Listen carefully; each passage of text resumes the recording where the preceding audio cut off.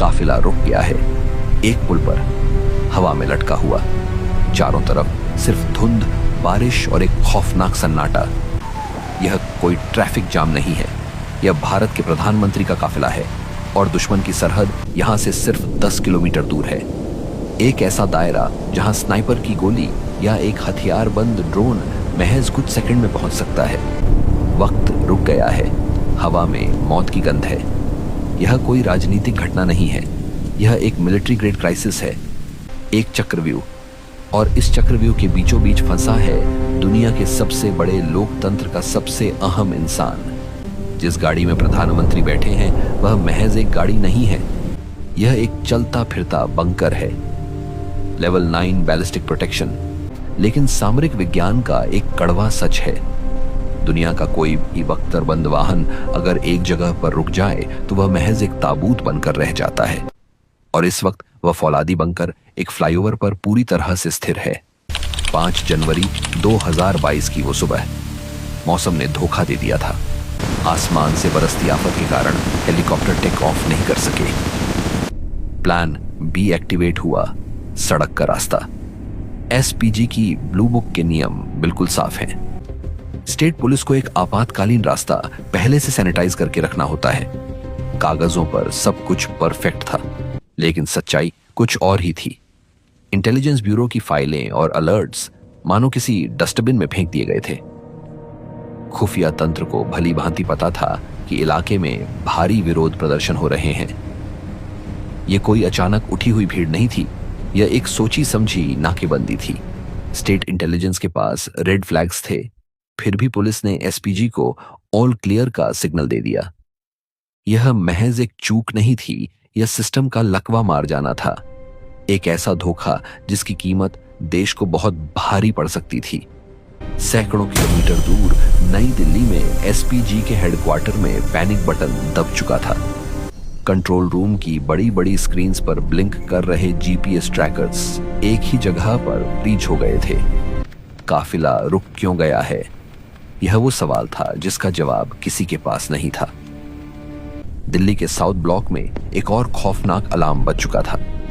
राष्ट्रीय सुरक्षा सलाहकार अजित डोभाल खुद स्थिति की मॉनिटरिंग के लिए वॉर रूम में उतर चुके थे।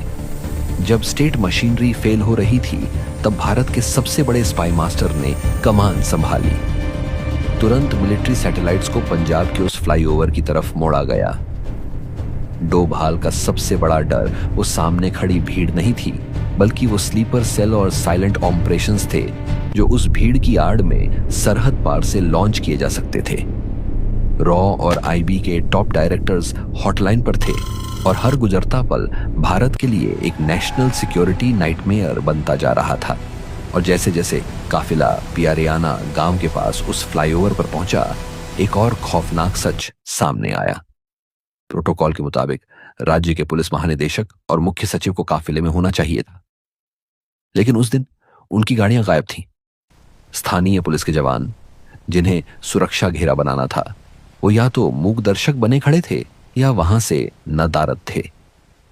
प्रधानमंत्री की हिफाजत करने वाली एसपीजी एक अनजान राज्य में अपनों के ही बीच बिल्कुल अकेली पड़ गई थी। सामरिक भाषा में किसी भी वीआईपी काफिले का एक पुल पर रुकना मौत को दावत देना है। इसे फेटल फनल या किल जॉन कहते हैं। आप आगे नहीं जा सकते, आप पीछे नहीं हट सकते, आप खुले आसमान के नीचे एक स्थिर निशाना बन जाते हैं। कोई एस्केप रूट नहीं, कोई कवर नहीं। जब मौत सामने खड़ी हो तो ट्रेनिंग ही इंसानी फितरत पर हावी होती है। सेकंड्स के 100वें हिस्से में एसपीजी का क्लोज प्रोटेक्शन टीम एक्शन में आता है। दरवाजे खुलते हैं, बिना एक शब्द बोले एक परफेक्ट डायमंड फॉर्मेशन। खटाक, बैलिस्टिक ब्रीफकेस नीचे खुलते हैं और लेवल 4 आर्मर की एक अभेद्य दीवार खड़ी हो जाती है। गाड़ी के चारों तरफ एक 360 डिग्री का इंसानी घेरा। ये वो फौलादी दीवार है जिसे पार करने के लिए किसी भी गोली, किसी भी छर्रे को पहले इन कमांडोज के सीनों को चीरना होगा। बाहर कमांडोज हथियारों के साथ बारिश में भीग रहे थे, लेकिन उस बख्तरबंद लैंड क्रूजर के अंदर एक खौफनाक सन्नाटा था। दुनिया के सबसे बड़े लोकतंत्र का नेता उस थिक बुलेट प्रूफ शीशे के पीछे से इस पूरे खतरनाक मंजर को देख रहा था। एक राजनेता के लिए जनता के बीच जाना आम बात है, लेकिन एक किल जोन में बिना किसी कवर के फंसे होना किसी भी इंसान के लिए एक मनोवैज्ञानिक परीक्षा है। गाड़ी के अंदर मौजूद एनक्रिप्टेड संचार प्रणालियों पर लाल बत्तियां ब्लिंक कर रही थीं, जो बता रही थीं कि बाहर का थ्रेट लेवल कितनी तेजी से बढ़ रहा है। लेकिन उस फौलादी केबिन के अंदर कोई पैनिक नहीं था, सिर्फ एक शांत, गंभीर और जानलेवा इंतजार था। लेकिन खतरा सिर्फ सामने सड़क पर नहीं था, खतरा आसमान में भी था। पंजाब का यह सरहदी इलाका सीमा पार से आने वाले हथियारबंद ड्रोन्स का कुख्यात कॉरिडोर है। दुश्मन को पता है कि नीचे एक बहुत बड़ा शिकार फंसा है। क्या होगा अगर धुंध के ऊपर से एक जीपीएस गाइडेड ड्रोन आईईडी गिरा दे? जैमर वैन अपनी पूरी ताकत से फ्रीक्वेंसी ब्लॉक कर रही थी। कमांडोज की आंखें हर ऊंचे पेड़, पानी की टंकी और आसमान के हर काले धब्बे को चीर रही थी। हर गुजरता सेकंड एक टाइम बम की तरह टिक टिक कर रहा था। सामने खड़ी भीड़ से उठने वाला शोर बढ़ता जा रहा था। क्या उस भीड़ में कोई स्लीपर सेल छिपा है? क्या किसी के कपड़ों के नीचे सुसाइड वेस्ट है? पसीना ठंडे मौसम में भी कमांडोज के माथे से बह रहा था। एनक्रिप्टेड नेटवर्क पर सिर्फ सन्नाटा था, कोई क्विक रिएक्शन फोर्स नहीं। क्लोज प्रोटेक्शन ऑपरेशंस में समय ही सबसे बड़ा दुश्मन होता है। इसे सिक्योरिटी मैथमेटिक्स कहा जाता है। एक जगह पर 5 मिनट रुकने का मतलब है खतरे का 2 गुना होना, और 20 मिनट रुकने का मतलब है दुश्मन को एक परफेक्ट हिट का न्योता देना। जैसे जैसे घड़ी की सुइयां आगे बढ़ रही थी, एसपीजी का threat assessment meter red line को पार कर चुका था। हर वो प्रोटोकॉल जो वीआईपी को उस जगह रोके रखने की वकालत कर रहा था, अब अमान्य हो चुका था। दिल्ली से लेकर ग्राउंड कमांडर्स तक यह स्पष्ट हो गया था कि अब अगर एक पल भी और इंतजार किया गया तो हालात पूरी तरह से बेकाबू हो जाएंगे। वीआईपी सुरक्षा में एक और नियम होता है जिसे गोल्डन आवर कहा जाता है।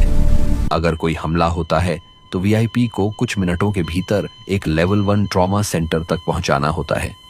लेकिन इस सुनसान और धुंध से भरे फ्लाईओवर पर मेडिकल इवैक्यूएशन की कोई गुंजाइश नहीं थी। खराब मौसम के कारण एयर एम्बुलेंस उड़ान नहीं भर सकती थी और सड़क का रास्ता पूरी तरह से ब्लॉक था। एसपीजी के पैरामेडिक्स अपनी किट्स के साथ तैयार थे, लेकिन वो भी जानते थे कि अगर यहाँ गोलियां चलीं तो खून का एक एक कतरा समय के खिलाफ एक हारी हुई जंग लड़ेगा। यह महज एक घेराबंदी नहीं थी, ये एक परफेक्ट डेथ ट्रैप था। 15 मिनट, 18 मिनट, 20 मिनट। सियासत में पीछे हटना हार माना जाता है, लेकिन रणभूमि में यह एक टैक्टिकल मैन्यूवर होता है। ग्राउंड पर मौजूद एसपीजी के कमांडिंग ऑफिसर के कंधों पर उस वक्त पूरे देश का बोझ था। प्रोटोकॉल कहता था कि राज्य पुलिस से रास्ता साफ करने की मिन्नतें की जाए, लेकिन एक कमांडो मिन्नतें नहीं करता, वह हालात को अपने नियंत्रण में लेता है। जब रेडियो पर बार बार पूछने के बाद भी पंजाब पुलिस के कंट्रोल रूम से कोई संतोषजनक जवाब नहीं मिला, तो ऑफिसर ने अपना हाथ रेडियो कम्युनिकेटर की तरफ बढ़ाया। यह एक ऐसा फैसला था जो शायद एक राजनीतिक भूचाल ला सकता था, लेकिन उस अफसर के लिए राजनीति से बड़ा उसका प्रिंसिपल था। 20 मिनट से देश का मुखिया एक असुरक्षित पुल पर फंसा था, और फिर बर्दाश्त की हद टूट गई। जब सामने से कोई रास्ता नहीं खुला तो एसपीजी ने वो फैसला लिया जो ऐसे हालात में आखिरी हथियार होता है, टैक्टिकल रिट्रीट। इंजनों ने दहाड़ मारी। उसी संकरे पुल पर भारी भरकम आर्मर्ड लैंड क्रूजर्स ने एक असंभव यू टर्न लिया। रबर और डामर की रगड़ से उठी चिंगारियों ने सन्नाटे को चीर दिया। यह पीछे हटना नहीं था, यह अपने वीआईपी को मौत के मुंह से खींच लाना था। काफिला भटिंडा बेस की तरफ लौट पड़ा। प्रधानमंत्री सुरक्षित थे, लेकिन उस फ्लाईओवर पर गुजरे वो 20 मिनट देश की अंतरात्मा पर एक गहरा जख्म छोड़ गए। राजनीति अपनी जगह है, लेकिन एक सैनिक, एक कमांडो के नजरिए से वो 20 मिनट जहन्नुम के बीचों बीच खड़े होने जैसे थे, जहां कोई ढाल नहीं थी सिवाय उन फौलादी सीनों के जो उस दिन उस फ्लाईओवर पर भारत की धड़कन को रुकने से बचाने के लिए दीवार बनकर खड़े थे।